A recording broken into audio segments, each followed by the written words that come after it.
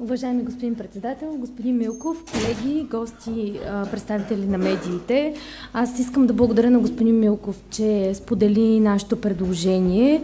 Всъщност искам да добавя нещо, тъй като той изпусна една важна част от нашето предложение. Всъщност според нас то трябва да бъде съпътствано и от информационна кампания. Тоест, освен скрининг за колоректален карцином, ние ще направим две много важни неща за гражданите на Русе, които са във възрастта между 50 и 75 години. Първо, честотата на колоректален карцином в тази възраст е между 4 и 5%.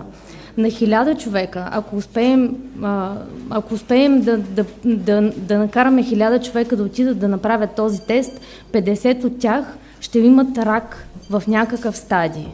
Тоест 50 човешки живота ще бъдат спасени.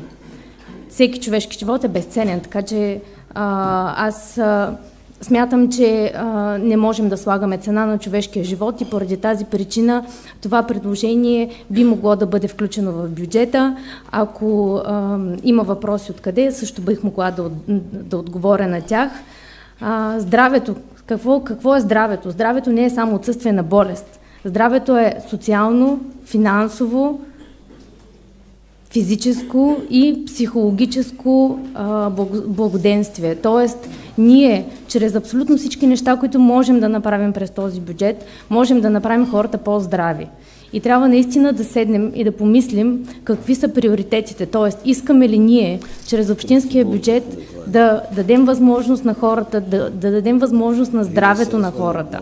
Тоест, чрез една такава кампания, освен превенция на едно много тежко заболяване, което не е включено по никакъв начин в национални кампании, т.е. няма кампания за скрининг на колоректален карцином, ние ще дадем възможност и за промоция на здравето, т.е. да кажем на хората какво е това заболяване, какво могат да направят те, за да бъдат здрави.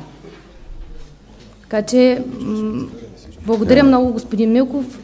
Ще дам сега предложението на хартия и се надявам да го подкрепите. Благодаря. Благодаря.